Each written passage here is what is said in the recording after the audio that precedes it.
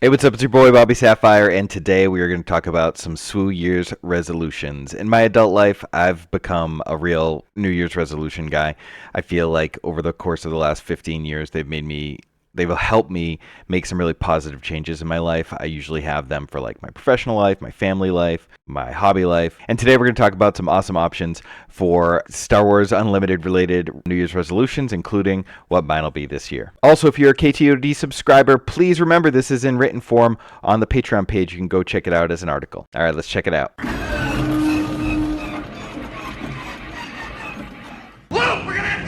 All right, the first SWU Year's resolution for the competitive player is to always track life totals with a notepad. I know that the rules say put the damage counters on the base, and at a competitive event, I do both.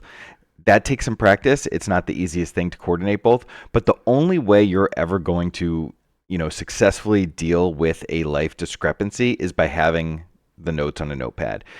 Even if you make sure that you're doing it and your opponent isn't, I think that's fine, but really both players should be doing it. When I play against someone who I know is like competitive card player and I've played against them or they have a lot of experience in cards like I have, we don't do the damage on the base thing. We just use the life pad because it's easier, it's cleaner, and if there's ever a discrepancy, you just know you can go back to the pad. Like if you can look at the example page, me versus Maddie, like he went to 5, he went to 8, he went to 10. Well, like I pinged myself, but where's the ping for him? Oh, I missed. Maddie, you're actually at 11. He's like, oh yeah, I have me at 11 too.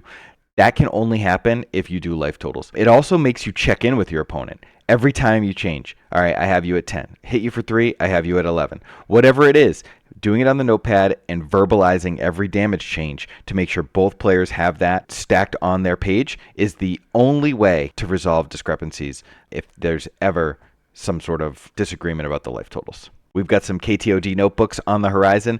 I've been picking up these Rhodia life pads because they fit in my deck box with mini pens, so I'm going to try that at CG Atlanta this weekend. Find a notepad system that works for you. There's all kinds you could do. You might like Spiral, you might like Flip, you might like Steno, whatever it is.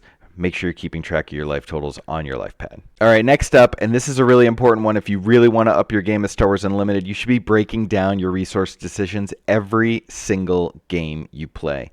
I know you want to spam games. I know it's easier to do that. I know that's more fun. I know breaking down your resource decisions isn't a whole lot of fun, but it's really important. If you check out this video, the matchup deep dive me and Justin did with Sabine ECL versus Django Tarkentown, here's Justin talking about his resources. Oh, I shouldn't have put that second Bright Hope down. I really needed that second Bright Hope. This is how you learn what's good in a matchup. I do a lot of coaching, and more often than not, the thing that my coachee is doing wrong or is inhibiting their wins or their lines is that they're making the wrong resource decisions. Resourcing is the absolute most difficult part of this game. You just have to gamble sometimes, right? We can only keep 1/2 drop if we want to have a perfect curve. So which one do we keep? Or are we playing against a deck that might discard us on turn 1? Should we have kept 2? These are the kinds of things that only happen when you break down your resource decisions. Again, I know it's not fun, but if you want to up your game, this is the absolute number one best thing that I can recommend. It's what I do after every game. Make sure I check all that resource row, and I make sure I am either happy or I figured out what went wrong. All right, this is the big one. This one is going to be hard for all of us to do. This is the leader in the clubhouse for me to have for my SWU Year's resolution this year. It's stop jamming so many game ones. Play more sideboarded games versus my teammates. When I go to an event, I hate that feeling of, oh my God, I don't know how to sideboard. I haven't thought about this at all. So forcing myself to look for games against people and say, hey, can we play best of 3? Going to events that are best of 3. Stop just jamming game ones over and over. I think there is a lot of value in getting game ones. You see what works. But one thing you're going to have to do if you're going to only jam game ones is you're going to have to iterate your deck more. You're going to have to make more bold calls in what goes in the list. Sometimes my KTOD subscribers will look at my list and say, oh, I see this is in there this week. And it's, yeah, well, I'm testing it and, it's easier to get game one. So, I'm just seeing how, what tech don't I want to give away? Palpatines in the main deck of Django are going because I know I'm going to board them in certain matchups, but I don't really want to go through the process of finding a best of 3 and playing and taking the cards out, having my sideboard built, all that stuff. Stop jamming so many game ones. Meet up with people, find people in the Discord that you know who are willing to jam and they want to jam best of threes. Make your sideboarding decisions, make your mistakes in practice so you're not doing them on game day. All right, this is a cool one. This is how I got into content creation to begin with. When I was playing Star Wars Destiny, I was just dying to read more about Destiny. So I started writing articles, and I found other people who wanted to write articles with me, and we ended up making a website. You don't have to go crazy and become some prolific content creator. That's not necessarily what I'm saying to do. What I'm saying is make the content you want to read, watch, or listen to, mainly for yourself. But if you have friends, a small community, you're in a Discord, so many people in the KTOD Discord have started streaming in the Discord, becoming champions in a deck thread of being experts in CAD Tarkin Town. Ray, all these community members have really made a name for themselves just by putting themselves out there, recording games, posting games, responding to comments, writing blog posts. That has made them, and it's really what helped me elevate my game, is by making this content, you process it. You process your games into language that is educational, and it helps both you articulate your ideas and helps other people get an understanding. So if you can find ways to be one of those champions in a deck thread, take the deck that you master, respond to some questions. Maybe you want to make a blog post. Maybe you want to post your deck on SWUDB and have a whole sideboard guide, and this is how you play it. Maybe you want to make YouTube videos. Even if you're not doing it for the wide world or trying to get a million views, making content makes you a better player because it's allowing you to process your decisions and process your thoughts.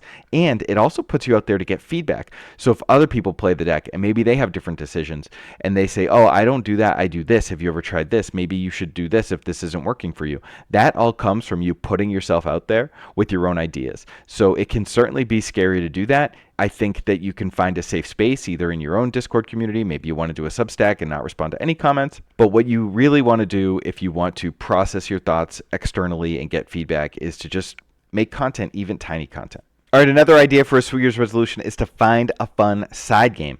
We don't want to get burnt out on Star Wars Unlimited. It's our main game. Well, it is for me. Maybe this is your fun side game. Finding a way to have fun when you're gaming, when you're sort of taking Star Wars Unlimited really seriously, is finding a game that can be an outlet that you don't have to overthink every decision. You can just spam games or do it for fun and not really worry about the wins or losses. I've played Snap, Arena, Pokemon. I haven't played Bazaar, but a lot of people in the Discord have really enjoyed Bazaar. I also play Teamfight Tactics, but I get really into it, so I don't want to start playing that again because it'll take away from my Star Wars Unlimited time. So finding your game is really great. I think back often to one of my favorite movies, Searching for Bobby Fischer, and one of the criticisms young Josh Waitzkin got from the other chess players at the end of the movie was, why are you playing baseball? Why are you going to Yankees games? Or was he a Mets fan? I forget. But why are you doing all these things that aren't chess? And your brain sort of needs that decompression. You don't want to be on all the time. You don't want to get burnt out. And you don't want to start hating the game that you love. So spending a little time away from Star Wars Unlimited to play other games, have some fun, play Switch, play Mario Kart, whatever it is. You find your game, take a little time off of Star Wars Unlimited. It's okay, Alex. You don't have to play 1,000 games this week. You'll be fine. All right, if you're into Star Wars Unlimited resolutions, if you're into New Year's resolutions like I am, I hope some of these give you ideas, or maybe you want to use them for your SWU Year's resolution. All of these little things here will just incrementally make you a little bit better at your off-the-table game. Or on the table, right? Like, always track life with a notepad. You'll never get into another life discrepancy again. Judge will be able to look at your pad and say, oh, yep, this is all the damage this tracks. I side with you. Break down resource decisions every game. If you want to get better on the table, this is absolutely the best resolution I could come up with for you to get better at Star Wars Unlimited. I also think you should stop jamming tons of game ones. I know that's mine for this year. I'm going to stop jamming tons of game ones.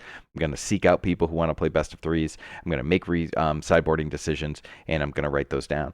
Make content you want to read, watch, or listen to. If you're looking for more out of the game and you want to process your game a little more externally and get feedback from people and put yourself out there, I absolutely think that doing it on a small scale, making posts in a Discord or just text in your friend group can be really beneficial. And then to decompress a little, make sure you have a fun side piece so you can jam games wherever you might do that. And let's have a great 2025. I'm looking forward to the PQ season and Worlds in Vegas. But next stop is SCG Atlanta this weekend.